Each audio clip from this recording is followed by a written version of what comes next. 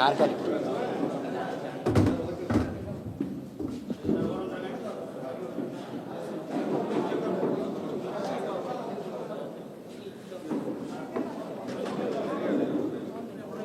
உட்கார வைப்பா.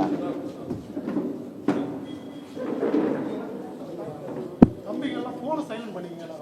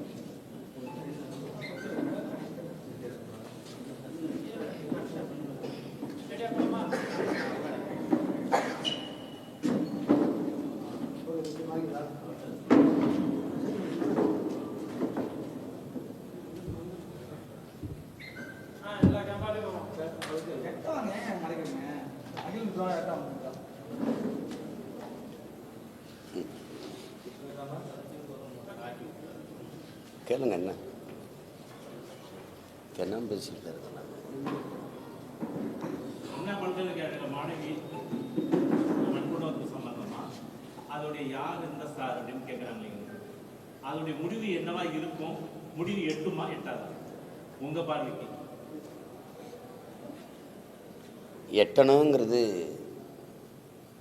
எல்லாருடைய விருப்பம், என்னுடைய விருப்பம். எட்டுமாங்கிறது ஒரு கேள்வி, அது பெருங்கேள்வியாக இருக்குது. ஏன்னா இது மாதிரி பல வினாக்கள் அப்படியே விட இல்லாமல் இருக்குது. ஒவ்வொரு காலகட்டத்திலையும் இப்படி கொடுந்துயரம் நிகழும், அதை எதிர்த்து நம்ம போராடுவோம். அப்புறம் இன்னொரு பிரச்சனை வரும்போது அதை விட்டுட்டு நம்ம அங்கே நகருவோம், இதை மறைச்சிட்டு போயிடுவாங்க. இதுதான் நடக்குது. அது கள்ளச்சாராய சாவாக இருந்தாலும் சரி, தங்கை ஸ்ரீமதியுடைய கொலையாக இருந்தாலும், அவருடைய சாவாக இருக்கட்டும், எல்லாமே அப்படி தானே கடத்தி விடப்படுது. பொள்ளாச்சி பாலியல் கூட்டு பாலியல் வன்கொடுமையில் தங்கச்சிகள் அந்த துயரம் வரும்போது, ஸ்டெர்லைட்டு எதாக இருந்தாலும் அப்படி சின்ன கொஞ்சம் அந்த நேரம் அப்புறம் கடத்தி வேறு ஒரு பிரச்சனைக்கு திருப்பி விட்டுருவாங்க. இப்போ இது மத்தியிலிருந்து விசாரணை குழு வருதுன்னாங்க. அது என்ன விசாரிச்சிருக்கு, என்ன நகரும் இது வரைக்கும் ஒரு தகவலும் இல்லை. அது வந்தவங்க தங்கச்சி பாதிக்கப்பட்ட தங்கச்சியுடைய வாக்குமூலத்தை அதை முதல் தகவல் அறிக்கையாக எழுதி வெளியிட்டுட்டாங்க. திருப்பி உங்களுக்கு தெரியும், அது வலைத்தளம் இந்த இணையதளம் பழுதாயிடுச்சு, ஏதோ ஒரு காரணத்தை சொல்கிறாங்க. அவருடைய குற்றவாளியினுடைய குற்றம் சாட்டப்பட்டவருடைய வாக்குமூலம் என்ன, அவர் எதுக்காக இப்படி பண்ணார், இது மாதிரி எவ்வளோ பண்ணியிருக்காரு, என்ன அவர் பின்புலம், எந்த தகவலுமே இதுவரை வெளியில் வரலையே.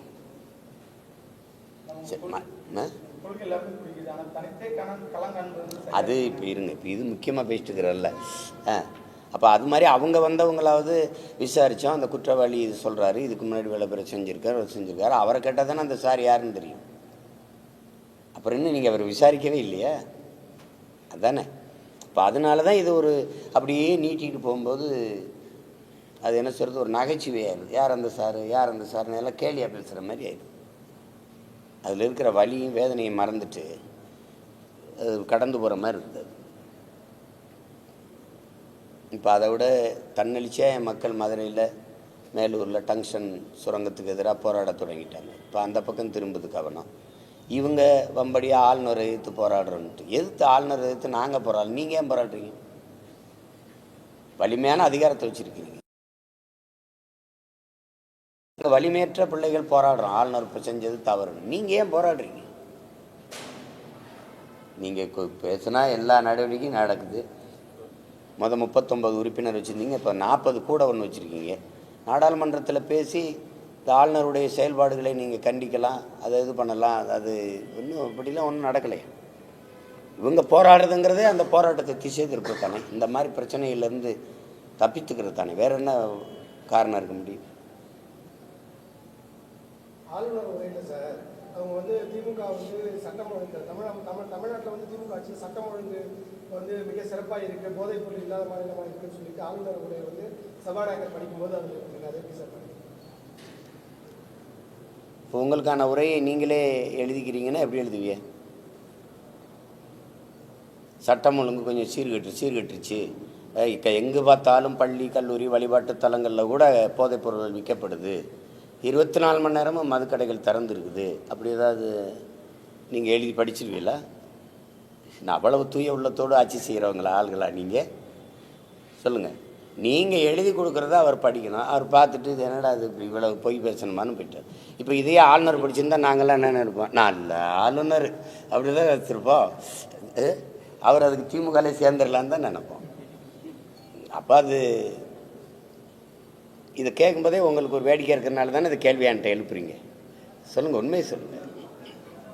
என்னங்கம்மா, உங்களையிலே தாங்க முடியாமல் தானே என்ன இப்படிலாம் எழுதி வச்சுருக்காங்களே அப்படின்னு. எல்லாருக்கும் தெரியும், தெருவுக்கு தெரு மதுக்கடைகள் எங்கும் வந்து போதைப் பொருள்கள் விற்கப்படுது. குறிப்பாக பள்ளி கல்லூரி வளாகங்களில் அதிகமாக விற்கப்படுது, வழிபாட்டு தலங்களே விற்கப்படுதா இல்லையா அதை மட்டும் சொல்லு, விற்கப்படுது. எல்லாருக்கும் கோபம் இருக்குது, தடுக்கிறதா யாருன்னு தெரியல. அப்போ அதை வந்து அவங்க வந்து அதெல்லாம் இல்லை நாங்கள் நல்ல ஆட்சி கொடுக்குறோம் அப்படின்னு. அது முதல்ல 5000 பொங்கல்னாங்க, அப்புறம் 2500னாங்க, அப்புறம் 1000னாங்க, இப்போ 103 ரூபாய்க்கு வந்திருக்கு. வெறும் 3 ரூபாய்க்கு வர்றதுக்கு முன்னாடி நாங்கள் எந்திரிச்சு விழிச்சுக்கிறணும், இல்லைன்னா நெத்தியில் 1 ரூபா பொட்டை வச்சு புதைச்சிட்டு போயிடுவாங்க. இவ்வளோ தான் நடக்க போகுது.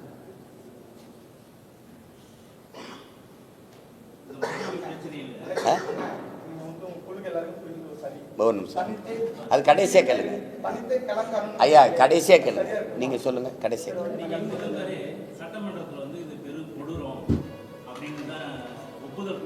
எது எது கொடூரம்? இந்த ஒரு வார்த்தையை சொல்றதுக்கு இந்த வார்த்தையை சொல்றதுக்கு எதுக்கு இவ்வளவு தாமதம்? அது பெருங்கொடூரம் இல்லையா? உங்களுடைய செயல்பாடுகள் உயிரோடு இருக்கும்போது சோறு போடாமல் செத்தப்புறம் பால் ஊற்றுற கதை மாதிரி இருக்குது.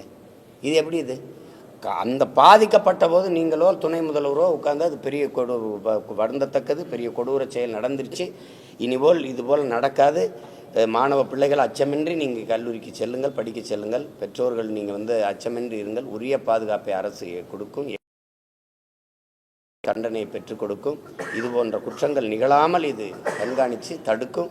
அப்படிலாம் ஒரு வார்த்தை வந்திருந்தா அவ்வளவு ஆறுதலாக இருக்கும். அதை விட்டுவிட்டு இவ்வளோ காலம் கழித்து இவ்வளவு எதிர்ப்பு, இவ்வளவு போராட்டம், கொடுமையான நிகழ்வுன்னு தெரியுதுல. அப்போ போராட வரும்போது எங்கள் குறவழியை ஏன் நெரிச்சிங்க? என்னை விடுங்க. அம்மா சௌமியா அன்புமணி என்ன பண்ணாங்க? அவங்கள கையை பிடிச்சி இழுத்துட்டு போகிறீங்க வாங்கன்னா வண்டியில் ஏற மாட்டாங்களா? அவ்வளவு அநாகரிகமான தற்குறிகளா நாங்கள்? அதே மாதிரி தானே அவங்க குஷ்பு அவங்க தலைமையில் போராடினவங்களை ஆட்டு தொட்டியில் போய் அடைக்கிறீங்க. என்னையாவது ஒரு மண்டபத்தில் அடைச்சிங்க. எதுக்கு போராடுறீங்க, ஏன் போராடுறீங்கன்னு சொல்லணும்ல. அனுமதி மறுக்கப்பட்டிருக்குன்னு ஏன் மறுக்கிறீங்கன்னு கேள்வி இருக்குல்ல. எதுக்கு மறுக்கிறீங்க? நீங்கள் ஆளுநரை ஏற்று போராடுறதுக்கெல்லாம் யாருக்கிட்ட அனுமதி வாங்க? நீங்கள் பாட்டுக்கு எந்த இடத்துல வேணாலும் நின்று போராடுறீங்க. ஆளுநர் செய்த செயலே எதிர்த்து போராடுற அளவிற்கு குற்றம் என்றால், இந்த பாதிக்கப்பட்ட தங்கச்சிக்கு நீதி கேட்டு போராடுறதுல எந்த வழியில் குற்றம் கண்டுபிடிச்சிங்க? என்ன அந்த விரைந்து உரிய நடவடிக்கை எடுங்கன்னு ஒரு கோரிக்கை வைக்க போகிறோம். திசை திருப்பாமல் நேர்வழியில் சரியான விசாரணை நடத்துங்கன்னு கேட்க போகிறோம். அவ்வளோதான் சொல்ல போகிறோம். அந்த குற்றவாளியின் வாக்குமூலம் என்னன்னு சொல்லுங்கள் எங்களுக்கு. இதுதானா, இதுக்கு முன்னாடியா? அந்த தங்கச்சி சொன்னதில் பார்த்தா இன்னொரு தங்கச்சியும் அதுக்கு முதல் நாள் பாதிக்கப்பட்டிருக்கா. அப்போ இது தொடர்கதையா? இதன் பின்னணியில் யார்? ஒரு கேள்வி தானே. பிரியாணி விற்கிறவன், அவனுக்கு ஒரு பின்புலம் இல்லை, அவனால் எப்படி இவ்வளோ பெரிய வளாகத்துக்குள்ளே போய் இது போன்ற செயலில் ஈடுபட முடிஞ்சுது? நீங்கள் அதிமேதைகள் ஒரு கேள்வி கேட்குறீங்க. அந்நேரத்தில் எதுக்கு ஒரு பொத்தையில் ஒரு பொம்பளை பிள்ளை போகிறா அப்படின்னு? உங்களெல்லாம் என்ன வச்சு எதை வச்சு அடிக்கலாம் சொல்லுங்கள்? எந்த நேரத்துக்கும் என் தங்கை என் அக்கா தனியாக போனால் பாதுகாப்பாக இருக்கணுங்கிறதாண்டா நாடு. அதுக்கு தான் விடுதலை, அதுக்கு தான் சுதந்திரம். அதை பெற்றுக் கொடுக்கறதா, அதுதான் பெண்ணிய உரிமை. அதுக்கு தான் ஆண்மகனின் அழகே பெண்மையை பாதுகாக்கிறதா, பெண்களை பாதுகாக்கிறதா. அதுதான் ஆகச்சிறந்த ஆண்மை. அதை விட்டுவிட்டு நீ ஏன் ஒத்தையில் போனா அப்படின்னா எப்படி ஒத்தையில் போனால் எதுக்கு எடுத்தாலும் ஒரு ஆளை கூட்டிகிட்டே போவாங்களா? இப்படி தான் உங்கள் அக்கா தங்கச்சி உங்கள் வீட்டிலலாம் போயிட்டுருக்காங்களா? இது பெரிய பெரிய எழுத்தாளர், பெரிய கவிஞர், நாங்கள்லாம் முற்போக்கு சிந்தனையாளர். நீ யாரை மறைக்க நீ இந்த ஏதோ ஒரு ஆட்டோசங்கர் கதை தான் நீங்கள் தோணிங்கன்னா அது நீண்ட காலமாக நடந்துக்கிட்டு இருக்கு.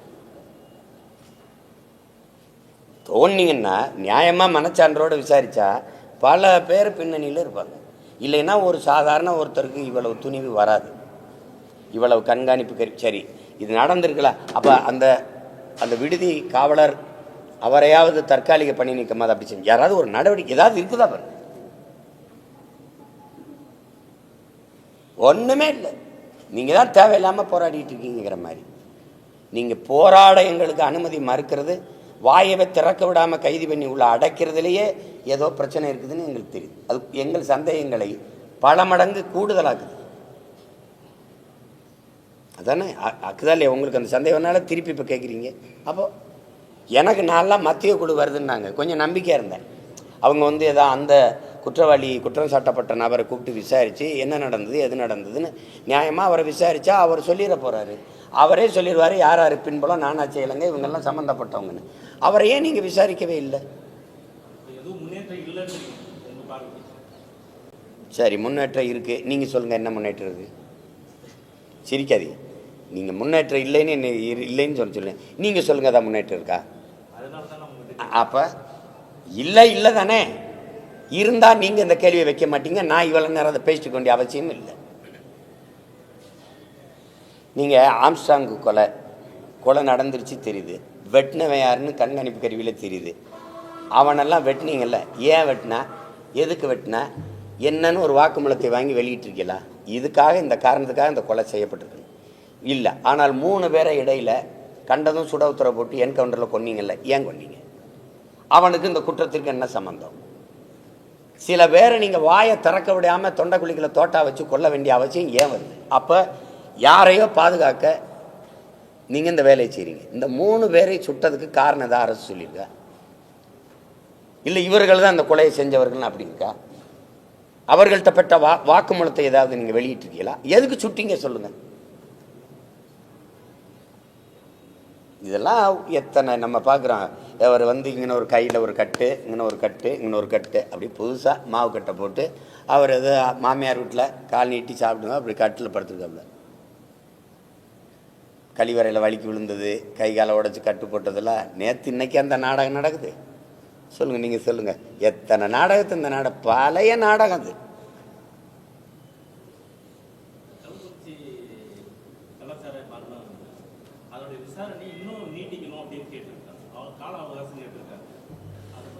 நீதிமன்றம் தானே, நீதிமன்றம் கேட்ட தானே சொல்றீங்க. நீதிமன்றம் சந்தேகிக்குது, இவர்கள் உண்மை குற்றவாளிகளாக இருக்க முடியாது, பலியிடப்பட்டிருக்கார்கள்னு அது நம்புது, அது நினைக்குது. அந்த சந்தேகம் நமக்கு இருக்குது. ஏன்னா இதே தான் ஒரு தெருவுக்கு தெரு மதுக்கடைகள் இருக்குது, மதுவை நம்பி தான் அரசே நடந்து கொண்டிருக்குது. அப்படி இருக்கும்போது இங்கே வட்டாட்சியர், மாவட்ட ஆட்சியர், காவல்துறை அதிகாரிகள், இந்த கட்டமைப்புலாம் இருக்குது. இதை மீறி ஒரு எளிய குடிமகன் திருட்டுத்தனமாக சாராயம் காய்ச்சி வித்துற முடியும், அதுவும் நீண்ட காலமாக வித்துற முடியுங்கிறது உங்களால் நம்ப முடியாது, யாராலையும் நம்ப முடியாது. அதுக்கு ஒரு அரசியல் அதிகாரம் இது பின்புலமாக இருக்கணும், இல்லைன்னா ஒருத்தர் காய்ச்ச முடியாது. அந்த அதிகார பின்புலம் யாரு அப்படின்னு தான் நீதிமன்றம் கேட்குது. அந்த கேள்வி சரிதானே?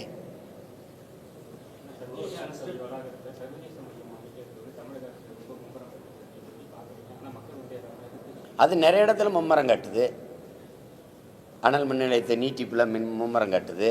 காட்டுப்பள்ளியில் 6111 ஏக்கரில் துறைமுகம் கட்டுவதில் முனைமம் காட்டுது. 5000 ஏக்கரில் விண்ணூர்தி நிலையம் கட்டுவதில் முனைப்பு காட்டுது. அது எதில் காட்டலை? எங்கெங்கே காசு வருமோ அங்கெல்லாம் காட்டுது. அதில் ஒன்று இது வள்ளலார் பெருந்தகையினுடைய அந்த இடத்துல மக்கள் நின்று வழிபடுகிற பெருவெளியில் வள்ளலார் ஆராய்ச்சி மையம், ஆய்வு மையம் கட்டுறோங்குது. வள்ளலார் ஆய்வு மையத்தை, வள்ளலார் பெயரில் பண்பாட்டு ஆய்வு மையத்தை நீங்கள் செய்கிறதில்ல. இங்கே இருக்கிற யாருக்கும் மாற்று கருத்து இருக்க முடியாது. மகிழ்ச்சி தான், பெருமை தான் செய்யுங்க. ஆனால் அந்த இடத்த விட்டுருங்கிறோம். அது லட்சக்கணக்கான என் மக்கள், 10 லட்சத்துக்கு குறையாத என் மக்கள் பல ஆண்டுகளாக நின்று வழிபடுகிற ஒரு வழிபாட்டு பெருவெளி அது. அது அந்த இடத்த நீங்கள் தொடாதீங்க. ஆய்வு மையத்தை அங்கே தான் நடத்தணுமா? வேறு இடத்துல நீங்கள் கட்டலாம்ல. அவர் பிறந்த இடத்துல போய் கட்டலாம். இல்லை இது தண்ணி வேறு இடத்துல ஒரு 100 ஏக்கர் 200 ஏக்கர் 2000 ஏக்கரோடு கட்டுங்க, எங்களுக்கு ஒன்றும் இல்லை. அந்த இடம் மக்கள் நின்று வழிபடுகிற இடம். மக்களுடைய குரல் என்ன? வேண்டாம்னா இல்லை, இந்த இடம் வேண்டாம்ங்கிறாங்க. இப்போ தைப்பூசத்துக்கு பல லட்சக்கணக்கான மக்கள் நின்று வழிபடுவாங்க. அதுக்கான இடம் அதில் இருக்கா? எதுக்கு நீ அவசரமாக தோண்டி? நாங்கள் கேட்ட எதையாவது இந்த அரசு செஞ்சிருக்கா? எதையாவது செஞ்சிருக்கா? மீத்தேன் வேண்டாம்னா தோண்டுவேன், இதை தோண்டும் பண்ணாங்க. ஏரி குளங்களை ஆழப்படுத்து தோண்டும் மூடுவேன். உன்னை வச்சுக்கிட்டு என்ன பண்ண? எதையாவது ஒன்று மக்கள் இந்த ஏர்போர்ட் சரியில்லை, வசதியான ஏர்போர்ட் வேணும்னு ஒரு பயணி அந்த ஏர்போர்ட் வாசல் நின்று போராடினீங்க பார்த்தீங்களா? இல்லை. கோயம்பேடு பஸ் ஸ்டாண்டு சரியில்லை, எங்களுக்கு வசதியான பேருந்து நிலையம் வேணும்னு ஒரு பயணி உட்காந்து அந்த பேருந்து நிலையத்தில் போராடி குரல் எழுப்பினீங்க பார்த்தீங்களா? அப்புறம் அங்கே 400 கோடிக்கு அந்த கிளாம்பாக்கத்தில் போய் கட்டினேன். அது உங்களுக்கு தெரியுமா? இங்கேருந்து 2 மணி நேரம் போகணும் சென்னையிலிருந்து. இப்போ தலைநகர் சென்னையில் பேருந்து நிலையம் இல்லை, தெரியுமில்ல உங்களுக்கு? நான் எங்கேருந்து இறங்கினாலும் அங்கேருந்து வர கிளாம்பாக்கத்துக்கு 1000, எங்கள் ஊர்லேருந்து வர கிளாம்பாக்கத்துலேருந்து சென்னைக்கு வர ஒரு 1000. இந்த மாதிரி அறிவார்ந்த ஆட்களை எங்கேயாவது நீ பார்த்துருக்கியா? எது ஒன்றாவது நாங்கள் கேட்டதை செஞ்சுருக்கியா? 1000 ரூபா கேட்டு குடும்ப தலைவிக்கு 1000 கொடுங்கன்னு எந்த எங்கள் அம்மா பெரியம்மா வீதியில் நின்னாங்க? 1000 ரூபா கொடுங்கன்னு கல்லூரிக்கு போய் படிக்க போகிற எந்த எங்கள் அக்கா தங்கச்சி வீதியில் நின்னாங்க?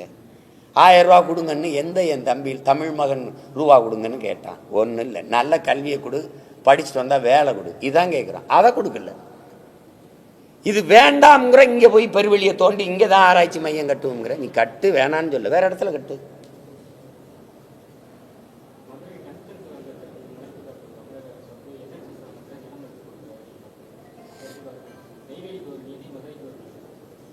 அதெல்லாம் நாங்கள் சின்ன பிள்ளையா இருக்கும்போது நடந்துருச்சு. எங்கள் தாத்தா ஜம்பலிங்க முதலியார் 500 ஏக்கர் எடுத்து கொடுத்து அது தனி சொத்தை பொது சொத்தாக்கி, அது நாங்களும் வீட்டுக்கு ஒருத்தருக்கு வேலை கிடைக்கும்னு சொன்ன பசப்பு வார்த்தையை கேட்டு காதில் ஊற்றின தேனை நம்பிட்டு கொடுத்துட்டோம். 66 ஏக்கரை எடுத்துட்டான்.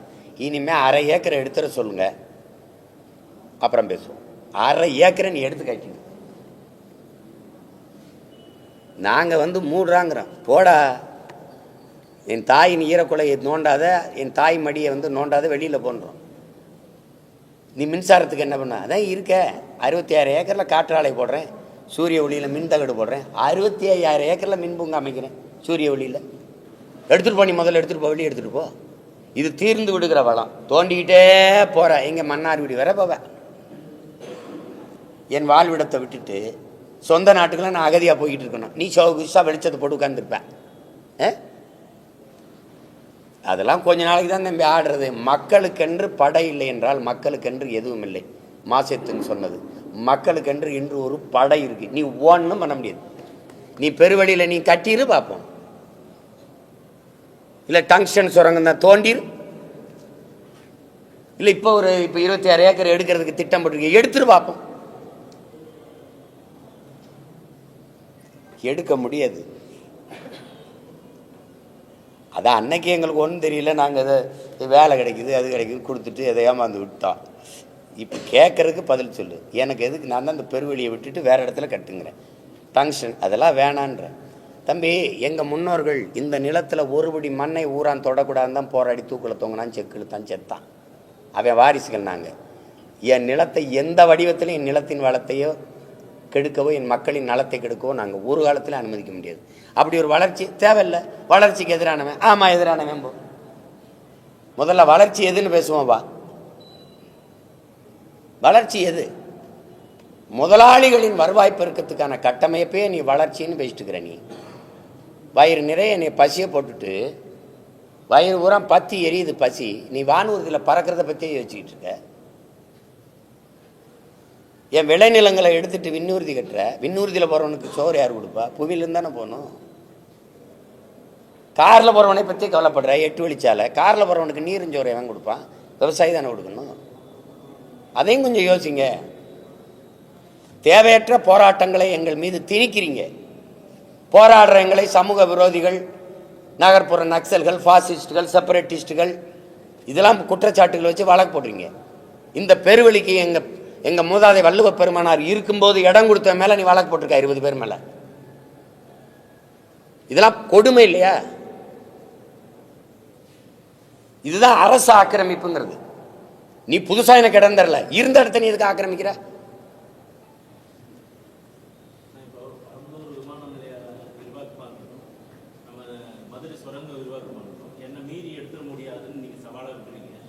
அதே விதத்தில் அதிமுக வந்து திமுக மேலையும் திமுக வந்து மத்திய அரசு மேலையும் ஒரு குற்றச்சாட்டு வைக்கிறாங்க. இதோடைய உண்மைத்தன்மை தானே என்னங்க?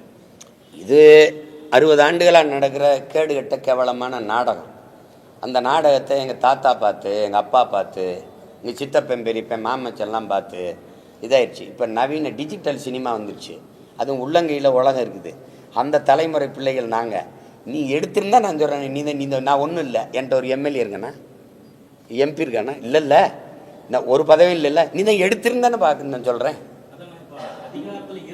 அது சும்மா மாறி மாறி எங்கள் ஊரில் எரிஞ்ச கட்சி எரியாத வில்லு பாட்டு, இங்கிட்டு ஒரு அம்மா பாடும், இங்கிட்டு ஒரு பாட்டு பாடும். எங்கள் ஊரில் குழாடி சண்டை, தெருச்சண்டையெல்லாம் பார்த்துருக்கீங்களா? எப்படி போடுவாங்கன்னு நான் சொல்கிறேன் பாருங்க. நான் வந்து திண்ணையில் உட்காந்து படிச்சுக்கிட்டு இருக்கேம்மா. இந்த எழுத்து விட்டு அத்தையும் இந்த வீட்டு அத்தையும் சண்டை போடுவான். அடியை வாங்கி குடிச்ச சிரிக்கி, எந்த வருஷம் இல்லாமல் இந்த வருஷம் 4 காணி விளைஞ்சிட்டு தாண்டி உனக்கு இப்படி எடுத்துக்கிட்டு அடிக்குதுன்னு இந்த அத்தை பேசுவான். இவ கேட்டியாளா கதையை? நான் தான் சட்டி ஏந்திக்கிட்டு சம்மணத்தை போட்டு வீட்டு வாசலில் உட்காந்துருக்கேன்னா, சம்பா விளைஞ்சி சாந்தி கிடக்கு, உம்பார் இல்லாமல் ஊர்க்குருவிதுங்க. இவ வீட்டில் நான் போய் சட்டி ஏந்திக்கிட்டு நிற்கிறேன். இவன் என்ன வார்த்தை பேசுகிறா பார்த்துங்க. அப்படி சண்டை போடுவாங்க. எது அருமையாக இருக்கடான்னு. இந்த தெருச்சண்டை தான் டிஎம்கே ஏடிஎம்கே 60 ஆண்டுகளாக போடுது. இது அண்ணா பல்கலைக்கழக மாணவிங்க, நீ பொள்ளாச்சி பாலியல் வன்கொடுமைங்க, நீ இந்த ஸ்டெர்லைட் கொலை, நீ இந்த பார் குடநாடு கொலைங்க. என்ன நாங்கள் இந்த குரங்கு அப்பம் பிரித்த கதை தான். இங்கிட்டு இப்படி பார்த்துட்டே இருக்க வேண்டியதான். நாங்கள் இந்த வேடிக்கை எத்தனை காலத்துக்கு பார்க்குறது? இப்போ நீங்களே சொன்னீங்க நம்மகிட்ட ஒரு எம்எல்ஏ கூட இல்லை அப்படின்றீங்க. அந்த எம்எல்ஏ பெறுவதற்கான கூட்டணியை நீங்கள் அமைப்பீங்களா? இல்லை ஏதாவது ஒரு கூட்டணி வைக்க வேணாம். இது வரைக்கும் உங்கள் வாயிலேருந்து நாங்கள் ஒரு கூட்டணியில் சேர போகிறோம்னு சொல்லலை. ஆனால் உங்கள் தலைமையில் ஏதாவது ஒரு கூட்டணி இல்லை சேர போகிறது இல்லை, நல்லா சேர போகிறது இல்லைன்னு சொல்லலை. இல்லை இப்போ நீங்கள் நான் சொல்கிறேன்ல, இப்போ ஜெயிச்சு எத்தனை பேர் உள்ளே இருக்காங்க? யாரையாவது ஒருத்தரை எங்கே எடுக்க சொல்லு பார்ப்போம், எங்கே அதை வெட்டிற சொல்லு பார்ப்போம், இது கட்டிற சொல்லு பார்ப்போம்னு சொல்லுங்க பார்ப்போம். முடியல. அப்போ சொல்கிறதுக்கு ஒருத்தன் வேணும்ல, ஒரு வீரன் வேணும்ல. பிரபாகரன் மகன் ஒருத்தனால தான் செய்ய முடியும். தொடரா பார்ப்போம் அப்படின்னு. ஏன்னா இவங்க எல்லாம் இந்த கூட்டணின்னு போனோன்னா அவன் உட்கார வச்சு குறவழி பிடிச்சிக்கிறேன். யார் திராவிட திருடர்கள் கையெழுத்தை போட்டு டங்ஷன் எடுத்துக்க, மீத்தேன் எடுத்துக்க, ஈத்தேன் எடுத்துக்க, கையெழுத்து போட்டவங்களாம் கூட ஒத்த சீட்டு 2 சீட்டை கொடுத்து முடிச்சு போகிறான். கூட்டணியிலிருந்து ஜெயிச்சு உள்ளே போனாங்கல்ல, எது ஒன்றுக்கு குரல் கொடுக்க முடியும்? அண்ணா பல்கலைக்கழக மாணவிக்கு பாலியல் துன்புறுத்தலுக்கே பேச முடியல.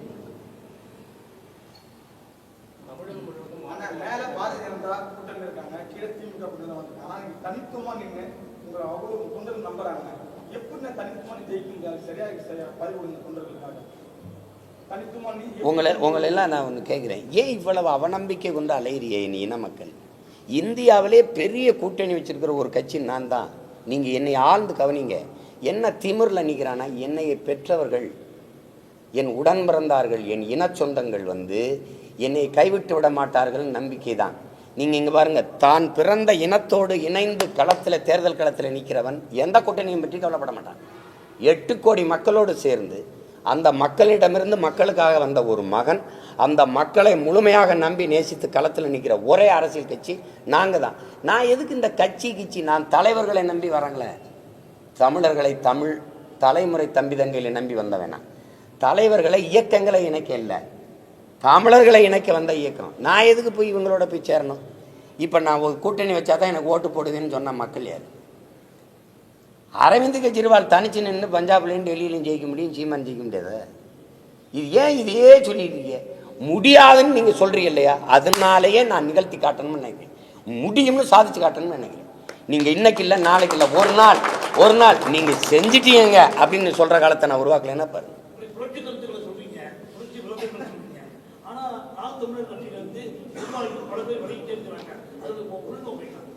நிர்வாகிகளாக இருந்தால் விலை இருக்க மாட்டாங்கல்ல. அதை மாவட்ட பொறுப்பில் இருந்து மாவட்ட பொறுப்புக்கு பொறுப்பாக இல்லாதனால நம்ம அனுப்பி வைக்க வேண்டியது அவசியம் இருக்குது.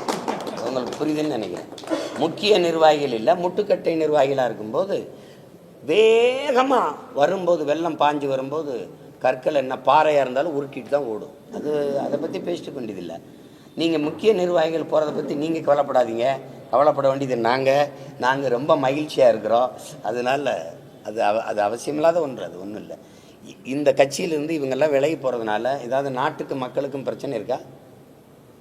என்னங்க அவங்கெல்லாம் போகிறாங்க, விலைவாசி ஏறிக்கிட்டு இருக்கு, அப்படி எதுவும் குற்றச்சாட்டு இருக்கா? அதனால தான் மின் கட்டணம் ஏறுது, சொத்து வரி ஏறுதுன்னு எதுவும் இருக்கா? ஒன்றும் இல்லை.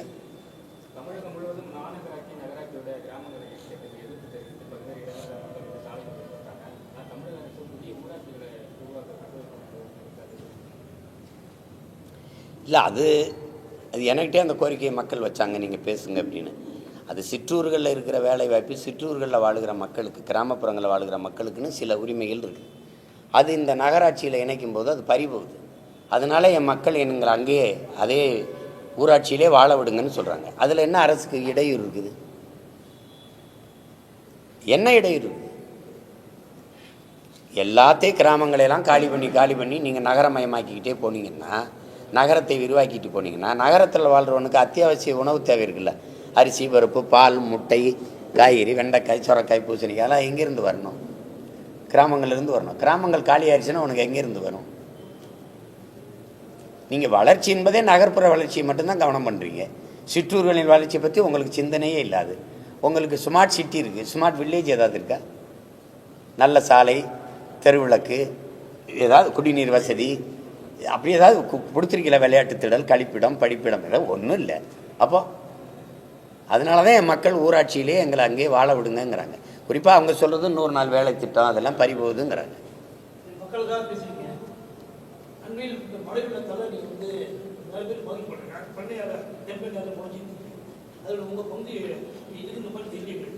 நான் தான் வரலையே ஒழிய என் கட்சி எந்த இடத்துல பங்கேற்கலைன்னு சொல்லுங்க.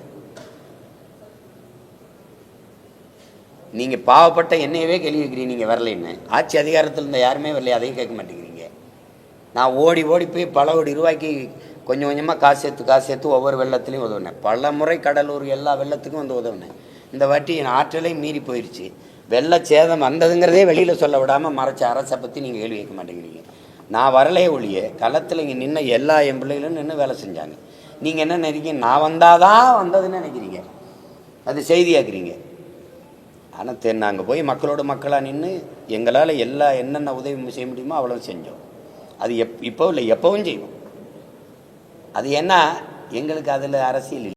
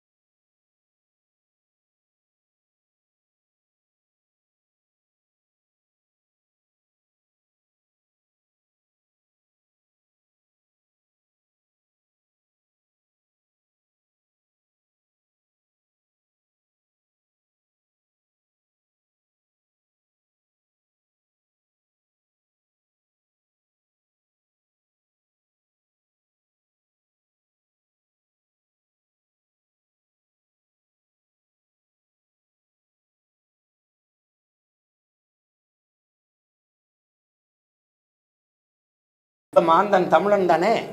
அதை நீங்கள் சொல்ல நான் சொல்ல. நாட்டின் முதன்மை அமைச்சர் மோடியே ஊராப்ப சொல்லிட்டு வர்றாரு. அதை ஏற்கிறீங்களா எதிர்க்கிறீங்களா? அப்போ எங்கே இடையில எங்கே வருது திராவிடம்? முதல்ல திராவிடம்ங்கிறது தமிழ் சொல்லா. தமிழ் சொல்லே இல்லாத திராவிடம் எப்படி தமிழ்காரனா இருக்கும்? சரி, இப்போ எங்கே இருக்கு தமிழ்? தமிழை இந்த திராவிட கட்சி ஆட்சிகள் பாதுகாத்திருக்கா, அழிச்சிருக்கா? இதை வந்து எங்கள் அண்ணன் நாங்கள் எங்கள் அண்ணன் கூட இருக்கும்போது இந்த கருத்தை பேசினாரா? இன்னைக்கு அவர் பேச வேண்டிய சூழல் வருது, பேசுகிறார்.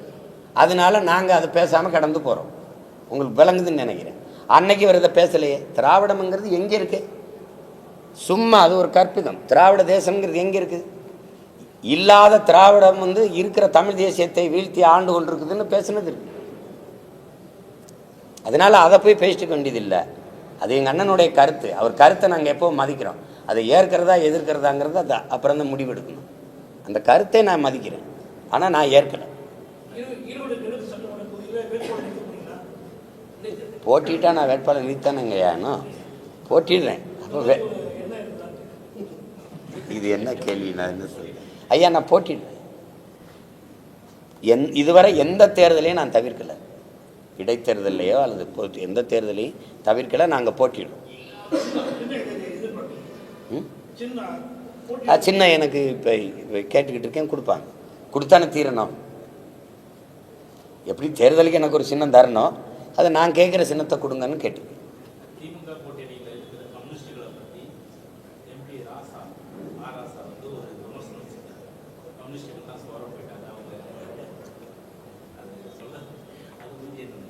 சோரம் போக வச்சதே சோரம் போயிட்டாங்க. எங்கள் அண்ணன் சொல்கிறது சரி, சோரம் போயிட்டாங்கன்னு அது ரொம்ப இதாக இருக்குது. அவங்க இதாகி தடுமாறிட்டாங்க. நல்ல தத்துவம் தான் அது இதாகிடுச்சு. அதுவாது தத்துவம் நல்லா இருக்கு. திராவிடம்ங்கிறது என்ன தத்துவம்?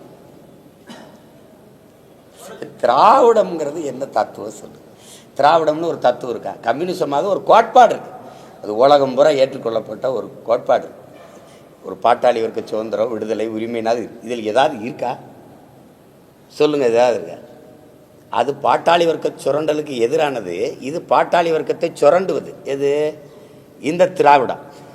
கம்யூனிச கம்யூனிசத்தை சித்தாந்தத்தை வச்சிருந்த தலைவர்களை தடுமாற வச்சு அவர்களை தன்னோட வச்சு அவங்களை நீர்க்கடிக்கச்சது எது? நீங்கள் தான். 90 இடம் வச்சு எதிர்கட்சியாக இருந்தது. சிவானந்தம், ராமமூர்த்தி போன்ற மிகப்பெரிய தலைவர்கள் இருந்தது. இந்த நாட்டில் சிங்காரவேலர்னு ஒரு தலைமை இருந்து கொண்டு வந்த தத்துவத்தை 12 சீட்டு யார்? ஐயா கருணாநிதி, அம்மா ஜெயலலிதா இவங்கெல்லாம் இருக்கும்போது 12 சீட்டு வாங்கி நின்றவங்களை இவங்க 6 சீட்டுக்கு குறுக்குனது யார்? சரி, கம்யூனிஸ்ட தத்துவம் சரிங்க. அந்த தத்துவத்தை தூக்கிட்டு வந்த தலைவர்கள் சரியில்லைங்க, சரி விட்டு. திராவிடம்ங்கிற தத்துவம் என்ன? அந்த தத்துவத்தை கொண்டு வர்றதுக்கு சரியான தலைவர்கள் வந்துட்டாருன்னு யார்? ஐயா ஸ்டாலினை, தம்பி உதயநிதி எல்லாம் அண்ணன் சொல்கிறாரு. அதெல்லாம் ஏற்க தெரியல. என்ன தத்துவம்னே தெரியல. சரி, உங்கள் தத்துவம் உயிர்ப்பட இருக்குல்ல, உங்கள் திராவிட தத்துவம் உயிர்ப்பட இருக்குல்ல. ஓட்டுக்கு காசு கொடுக்காம ஓட்டு வாங்க முடியுமா? உங்கள் தத்துவத்தை பேசும்போது, உங்கள் தத்துவத்தின் தலைமகன் பிதாமகன் பெரியார் ஐயா பற்றி பேசும்போது காசு கொடுக்காம கூட்டம் வருமா? உங்கள் திராவிட சித்தாந்தத்துக்கு ஓட்டு போடுறானா, உங்கள் தத்துவத்துக்கு ஓட்டு போடுக்கிறானா? நீங்கள் கொடுக்குற அற்ப சலுகையில் 1000, 500, 2000, 3000 இந்த காசுக்கு ஓட்டு போடுறானா? ஓட்டுக்கு காசு கொடுக்க வேண்டிய நிலைமை தத்துவம் நேர்மையாக சரியாக உயிர் போடுறா ஏன் வருது? தத்துவத்தை தாங்கி நிற்கிற தலைவர் பேசும்போது கூட்டம் வர மாட்டேங்குது. ஒரு வெளிப்படையான ஒரு சவால் விடுவான். எளிய மகன் நான் ஒரு இடத்தை குறிப்போம், நான் பேசுகிறேன். அதே இடத்துல ஐயா ஸ்டாலின் பேசணும். ஆனால் கட்சிக்காரன் இருந்தாலும் காசு கொடுக்காம கூட்டிடணும். யாருக்கு கூட்டம் வருதுன்னு பார்ப்போம். செத்து போச்சு. தமிழ் தேசியம் வளர்ந்து உச்சத்தை தொடலை, எழுச்சி வரும்போது நீ தடுமாறிட்ட. அது கண்ணு முடிச்சோடனே நீ கலங்கிட்ட. நீ இன்னொரு 2-3 ஆண்டு கழிச்சு ஏதாவது பேசுறதுக்கு இருக்கலான்னு பார்ப்போம். தத்துவம் இது திராவிடம்ங்கிற ஒரு சித்தாந்தமா சொல்லுங்க? சித்தாந்தமா? அந்த சித்தாந்தம் திராவிடம் என்றால் என்ன? அந்த சித்தாந்தத்தை விளக்கி யாராவது பேசுங்க. எங்கள் அண்ணன் ஆராசா அல்லது அந்த தத்துவத்தை இப்போ எடுத்து தலைமை தலகர்த்தாக்கள் பேசுங்க. ஆனால் கம்யூனிசம்னா என்னன்னு பேசுறதுக்கு மணிக்கணக்காக இல்லை, நாள் கணக்காக பேசுறதுக்கு கோட்பாடு இருக்கு. அப்புறம் தத்துவம் தடுமாறிடுச்சுங்க. தத்துவத்தை கொண்டு வந்த தலைவன் தடுமாறிட்டான். ஆனால் ஒற்றை தலைவன் உயிரோடு இருக்கான், எங்கள் அப்பன் நல்ல கண்ணு. அவன் இந்த இந்திய நிலப்பரப்புலேயே ஆகச்சிறந்த தலைவன் ஒருத்தன் கம்யூனிஸ்ட் தாங்கி பிடிச்ச தலைவன் இருக்கான். தலைவர்களை நீர்க்கடிச்சு அவங்கள உங்களுக்கு கீழே வச்சு உட்கார வச்சது நீங்கள் தான். 2 சீட்டு 3 சீட்டுக்கு நிற்க வச்சு அவர்கள் போர்க்குணத்தை போட்டு மழுங்கடிச்சு இன்னைக்கு நீங்களே அவங்கள பேசுகிறீங்க. அதுக்கு மேலே நாங்கள் இடைத்தேர்தலில் அந்த கூட்டணியை ஆதரிப்போம்னு சொல்கிறது செய்ய என்ன பண்ணுறது?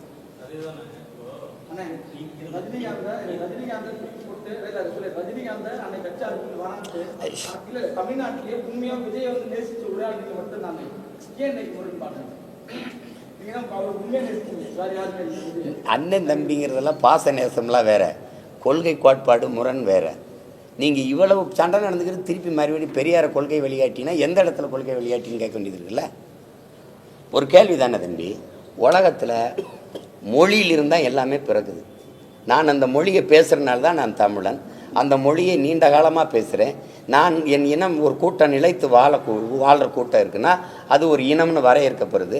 அந்த இனம் ஒரு நிலைத்து ஒரு இடத்துல வாழுதுன்னா அது தேசிய நிலப்பரப்புன்னு வரையறுக்கப்படுது. அப்போ மொழி தான் எனக்கான கலை, இலக்கியம், பண்பாடு, வாழ்வியல், மரபு, கலாச்சாரம், வழிபாடு, வரலாறு, அறிவியல் எல்லாத்தையும் கொடுக்குது. அந்த மொழியே சாணி ஏன் கூப்பை காட்டு மிராண்டி மொழி. உங்கள் தமிழ் தாய்க்கு என்ன கொம்பா இருக்குது? உங்கள் தமிழ் தாய் 3000 ஆண்டுகளா உங்களை என்ன படிக்க வச்சாலான்னு கேட்டால், அப்போ திருக்குறள், இந்த இந்த சிலப்பதிகாரம், மணிமேகலை, ஐங்குறுநூறு, 1810, பரிபாடல், இந்த சங்க இலக்கியங்கள்லாம் எழுதி கொடுத்தவனெல்லாம் எங்கள் தமிழ் தாய் படிக்க வைக்கலையா? தமிழை சனியன்னு சொன்ன பெரியார் எந்த மொழியில் எழுதினார்? சனியனில் தானே எழுதினீங்க.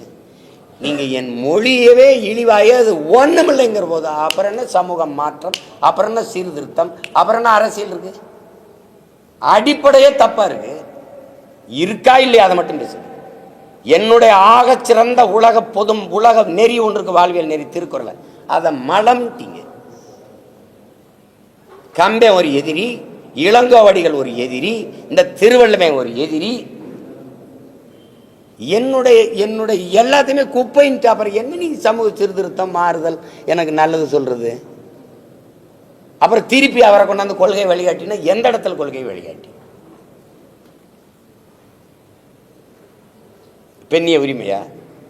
உனக்கு உடல் இச்சை வந்தா பெற்ற தாயோ மகளோ அக்காவோ தங்கச்சியோ அவர்களோட உறவை வச்சுக்கிட்டு சந்தோஷமா இருன்னு சொன்னது பெண்ணிய உரிமையா? நான் கேட்கறதுக்கு பதில் சொல்லணும்.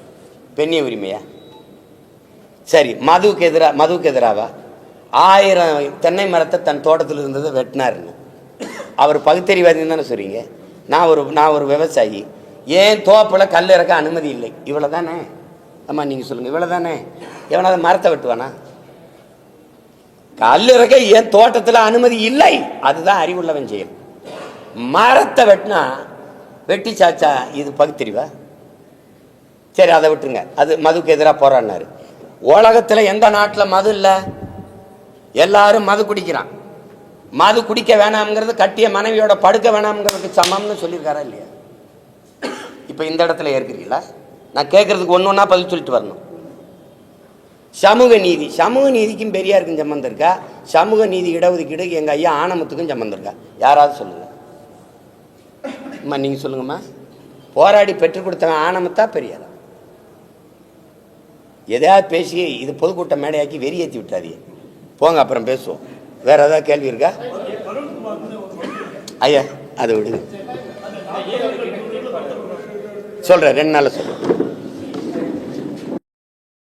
கேளுங்க. என்ன பேசிட்டு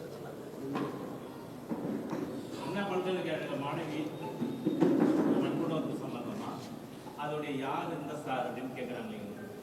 அதோடைய முடிவு என்னவா இருக்கும்? முடிவு எட்டுமா எட்டாதா உங்க பார்வைக்கு? எட்டணுங்கிறது எல்லாருடைய விருப்பம், என்னுடைய விருப்பம். எட்டுமாங்கிறது ஒரு கேள்வி, அது பெருங்கேள்வியாக இருக்குது. ஏன்னா இது மாதிரி பல வினாக்கள் அப்படியே விடை இல்லாமல் இருக்குது. ஒவ்வொரு காலகட்டத்திலையும் இப்படி ஒரு கொடுந்துயரம் நிகழும், அதை எதிர்த்து நம்ம போராடுவோம்.